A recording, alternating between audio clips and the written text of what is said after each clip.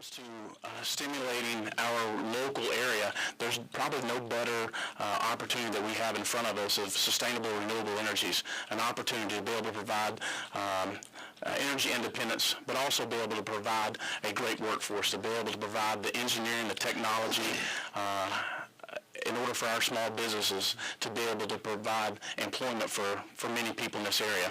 It'd be really great to make sure that we have the education has to be first and foremost when it comes to talking about our businesses, to be able to provide the workforce and having the relationship that I've been able to develop with our whether it be AB Tech or Tri-County Community College, Haywood Community College, and other Southwestern Community College, be able to provide a workforce for a lot of our companies who are trying to find the workforce within it. So providing the funding to some of these, Tri-County was a perfect example, is being able to provide some funding for Tri-County to be able to bring businesses to the region based upon the workforce development that they're able to provide right at the junior colleges. Dr. Mumpower, how would your philosophy on the role of the federal legislature in the area of job creation differ from your opponent? Dramatically. Thank you for the question. First off, there's a difference in rhetoric and truth, and I'm not into rhetoric. I am into truth. And I would suggest to my opponent that anybody that votes 86% of the time, check the Washington Post on that, with his leadership, with Nancy Pelosi, is not an independent. I don't care who calls him an independent. I think he illustrated the difference in our position pretty dramatically just now when he used that little phrase, provide funding. What that means is the federal government, it's called their community, I call it their community welfare program. They take our taxes, skim them, and then selectively send them back to us in little chunks here, there, and yonder to help get people reelected. My opponent is a big fan of earmarks. I'm not. He's a big fan of hidden earmarks. He's resisted earmark reform consistently. I'm just the opposite. I'm not interested in going to Washington and bringing pork back. The only kinds of pork I'm going to support, or call it pork, the only kind of earmarks I'm going to support are those that honor our promises, like to veterans, and to provide for infrastructure and things that I think are federal responsibilities. That would include highways and information highways and so forth. In terms of jobs, start with, if we want to improve the job situation in Western North Carolina, we have to look at the whole country. Start controlling growth, and that's not what my opponent is about. That's not what the Democratic Party is about. I think they do a good job of conning us that they're going to do better at that. And frankly, my own party hadn't been good at that. I am good at that. I've fought that fight for 7 years in Nashville City Council. I won't stop in Washington. Tax reform is another thing we have to do. Our tax system is almost designed to drive industry overseas. That's wrong. Quit indulging special interest, and my opponent is a professional at that. I've refused all, made fun of left, right, and yonder for it, but I've refused any money from lobbyists and special interest groups. My opponent, as of July, had received money from 300 different special interest groups, and that's one of the problems in Washington today. We're so busy indulging those folks, that those special interests, that the common interest gets lost. If you want the absolute best jobs program, let's start enforcing our illegal immigration laws. We've got 10 to 15 million people here illegally. I love what Obama said. He wanted to come up with another federal program to spend our money creating more infrastructure. Well, who's building our infrastructure now? By and large, it's illegal immigrants. All we need to do is start enforcing our laws, and we can have a dramatic impact on our job picture. There are other things we can do, but that's a good start.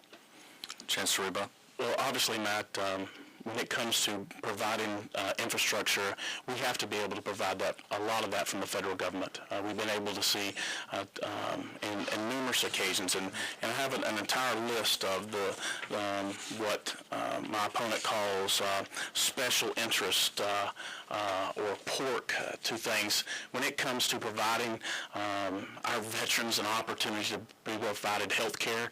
When my opponent calls that, when he says that's self-serving, that our veterans should not have, that it's self-serving that our veterans have health care, well, I'm here to tell you that I will do everything that I possibly can and continue to do everything that I can to make sure that our veterans have health care and to be able to provide the funding for the health care of our veterans. They have given us so many opportunities. They've given us the freedom of this country. They've given us the opportunity to come here today, Matt, and be able to have the freedom of speech and to be able to have the right to vote. And I can't tell you that when it comes to our veterans, we have to be able to provide it absolutely as much as we can. And when my opponent continues to talk about them being self-serving, I could not think of a more disappointing statement to make to our veterans. On or about the time my opponent was born, I joined the service, and I volunteered for Vietnam. I am a veteran, and I don't care who you are, what special interest group you are, and there are a lot of them, some of them with conservative leanings, some of them with liberal leanings. If you come to me wanting a special deal instead of a fair deal, unlike my opponent, I'm not going to jump on your bandwagon. I have had veteran group come to me and say, we want something extra. We want something special. And that's not what we fought for. We fought to preserve the American dream, not destroy it by indulging special interest. And I'll tell you, if you come to me as a veteran or anybody else and you say, I want an extra benefit, I want more than was promised to me, on our word, that's fine, but if you want more than was promised for me, or more than we promised you, and you want to do that on the backs of your children and grandchildren, that is self-serving. And I'll stand up to anybody and tell them that, including my opponent. Well, self-serving to our veterans, to all you veterans out there, I'll do everything I possibly can to provide the adequate funding and the health care that you well deserve and the things that you have sacrificed to our country, and be able to provide that my children and future generations can be able to have the security and the freedom that we have provided for here in the United States. I'll do all we can. When it comes to earmarks, Matt, no one has ever asked me to vote any way differently than I have voted. And no, I can't be purchased. I haven't been purchased, and I will never be purchased. I vote as if the American people are standing beside me and the people of this district. I want to make sure that we have that our veterans have the necessary health care that they so well deserve. They've sacrificed. Some of them gave the ultimate sacrifice. And so to their families and to our veterans out there, I can't tell you how much I appreciate their sacrifices.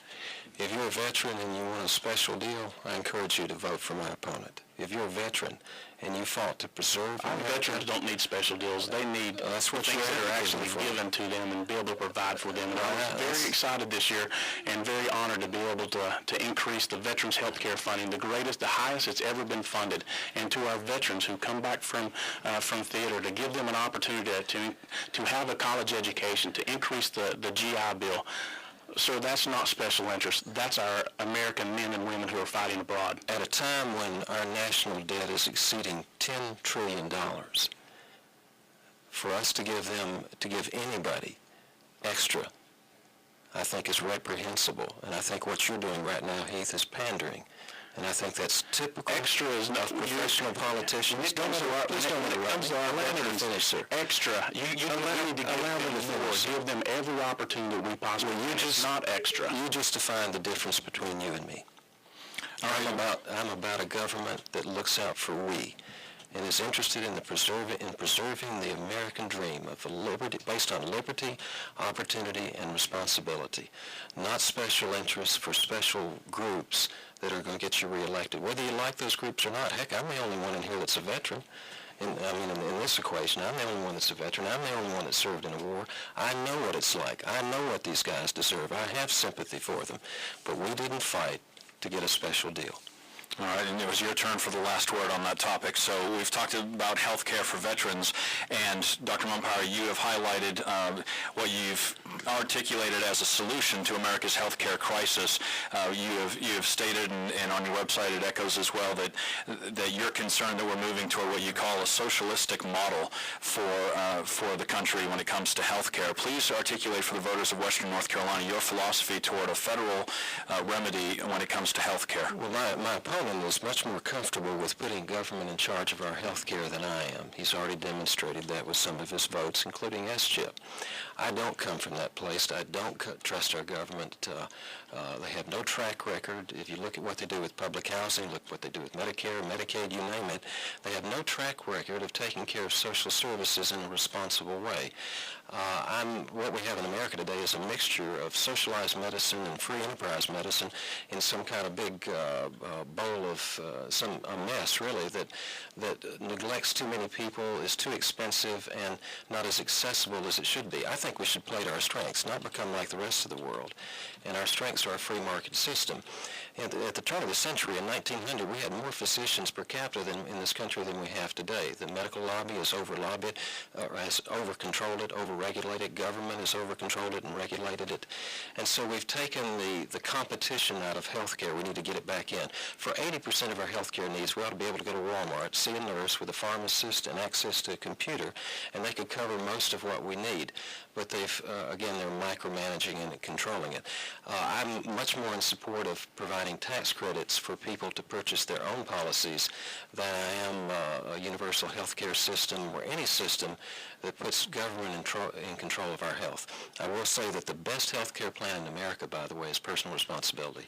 Eating right, hear you talk about it all the time, Matt. Eating right, exercise, and taking care of yourself.